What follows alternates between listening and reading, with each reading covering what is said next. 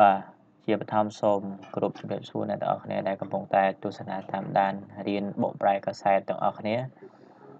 នៅព្រឹកព្រលឹមស្មើនេះខ្ញុំចង់បង្ហាញវីដេអូមួយពាក់ព័ន្ធទៅនឹងកាសែតដែលចុះផ្សាយនៅក្នុងថ្ងៃនឹងតែម្ដងពាក់ព័ន្ធទៅនឹងគ្រោះទឹកជំនន់ដែលជន់លិចសាលាបង្រៀនណាបាទហើយចំណងជើងគេដាក់ថា Vladit School មេតាសាលាដែលត្រូវបានជន់លិចមួយចំនួននោះត្រូវបានគេជួសជុលដោយត្រូវបានគេជួសជុលដោយក្រសួងអូខេក្រសួងនោះសំដៅទៅលើក្រសួងអីគេក្រសួងអប់រំបាទហើយយើងមានពាក្យ clear មួយចំនួនពាក់ព័ន្ធទៅនឹងប្រធានបទនោះដែលខ្ញុំកត់ឲ្យនៅខាងក្រោមពាក្យកាសែតឬក៏ថាពាក្យពាក់ព័ន្ធទៅនឹងព្រឹត្តិការណ៍ព័ត៌មានមួយនឹងthe commencement of something យើងបកប្រែថាការចាប់ផ្ដើមនៃអ្វីមួយណា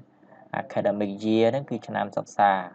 មន្ទីរអប់រំខេត្តយើងប្រើ clear នឹងមក provincial education department កែលម្អហ្នឹងយើងប្រើពាក្យថា renovate something ចឹងទៅបាទអានេះពាក្យខ្លីទេបើប៉ុណ្្នឹងទេអាហ្នឹងពាក់ព័ន្ធទៅនឹងប្រធានបទនៅក្នុងថ្ងៃច័ន្ទថ្ងៃនោះតែម្ដងហើយពីមុននឹងឈានទៅដល់ការបកប្រែអត្ថបទកាសែតមួយនេះខ្ញុំចង់រំលឹកបន្តិចពាក់ព័ន្ធទៅនឹងថ្នាក់អនឡាញបាទហើយយើងរៀនការបកប្រែកាសែតតាមអនឡាញហ្នឹងគឺមាន2ម៉ោងម៉ោង5 6ម៉ោង9ម៉ោង10យប់អូខេសិតតែ PM មិនមែន AM កុំច្រឡំបាទពេលល្ងាចហើយនិងពេលយប់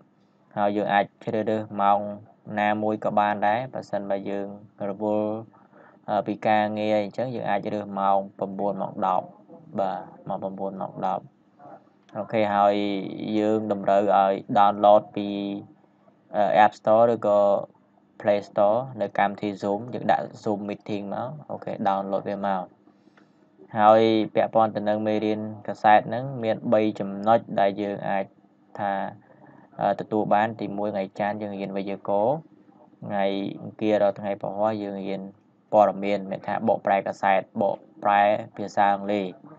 អញ្ចឹងបកប្រែភាសាអង់គ្លេសពាក់ព័ន្ធទៅនឹងព្រឹត្តិការណ៍ថ្មីព័ត៌មានទាន់ហេតុការណ៍ក្តៅនៅក្នុងសង្គមអូខេខ្ញុំបានរំលឹកនិយាយការពីមុនមកហើយថ្ងៃសុក្រយើងរៀនអំពី writing skill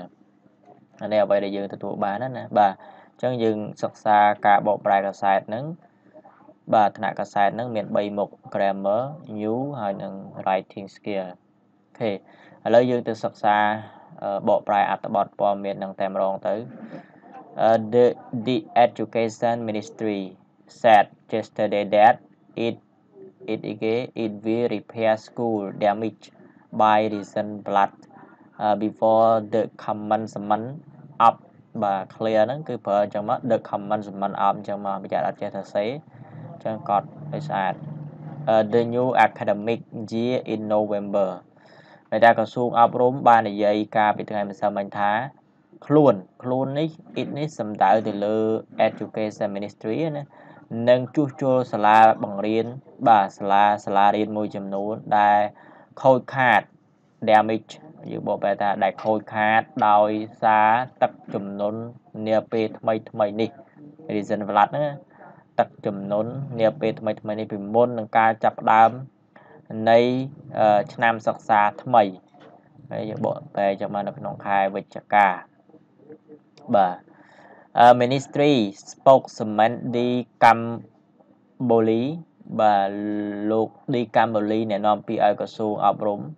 Ministry ប៉ុណ្ណឹងមានន័យថាក្រសួងអប់រំបាទគេយល់ហើយបាននិយាយថាក្រសួងនេះហ្នឹងគឺសំដៅទៅលើក្រសួងអប់រំនឹងឯងបានប្រមូលរបាយការណ៍បាទ has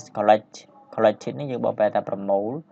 របាយការណ៍ជាច្រើនដែលត្រូវបានដាក់ជូនដោយសាលាដែលត្រូវបានរងផលប៉ះពាល់ណានៅទូទាំងប្រទេស across the country throughout the country ក៏បានដែរយើងអាចប្រើពាក្យថា throughout ក៏បានដែរបាទពេលបន្តមកទៀត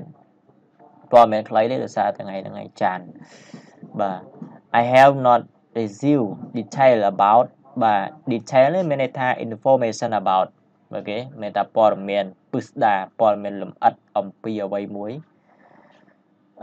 ខ្ញុំមិនទាន់បានទទួលព័ត៌មានលម្អិតស្ដីអំពីសាលា ប្រមាណនោះទេ how many school មានតែសាលាចំនួនប្រមាណណាបាទដែលត្រូវបានរងផលប៉ះពាល់ប៉ុន្តែក្រសួងនេះសំដៅទៅលើក្រសួងអប់រំគឺទទួលខុសត្រូវ responsible for to be responsible for អូខេអា clear ហ្នឹងយើងកត់មកតែទទួលខុសត្រូវចំពោះអ្វីមួយណាបាទចំពោះការកិច្ចការងារនេះទេហើយមើលជប់ប៉ុន្តែក្រសួងនេះ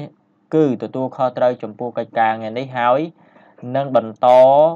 បាទ continue យើងអាចប្រើចរន្តក៏បានប្រើ to infinitive ក៏បានដែរអញ្ចឹងកិរិយាសព្ទ collect យើងអាចដាក់ ing ក៏បានដែរណាមិនថា collecting អូខេលុប to ចោល continue collecting អញ្ចឹងមានថាវាដើរតាមទាំងចរន្តផងដើរតាមទាំង to infinitive ផងនឹងបន្តឲ្យគេប្រមូលរបាយការណ៍ពីតាមមន្ទីរអប់រំខេត្ត Provincial Education Department ហ្នឹងយើងបកប្រែថាមន្ទីរអប់រំខេត្ត district អីទៀតទៅស្រុកហើយនឹងឃុំបាទស្រុកហើយនឹងឃុំលោកកម្មមន្លីហ្នឹងបាននិយាយហ្នឹងយើងទៅបកអត់ហ្នឹងទៅដោយបន្ថែមទៀតថាយើងនឹងជួសជុលហើយនឹងកែលម្អ renovate something មានតែកែលម្អអ្វីមួយណាយើងប្រើពាក្យហ្នឹងមកនឹងកែលម្អសាលាបាទជួសជុលក៏បានដែរ renovate មានតែជួសជុលកែបាទកែលម្អមានតែជួសជុលហ្នឹងឯងសាលាដែលរងគ្រោះឬក៏សាលាដែលខូចខាត damage នេះថ្នាក់ពាក្យជា past participle បាទ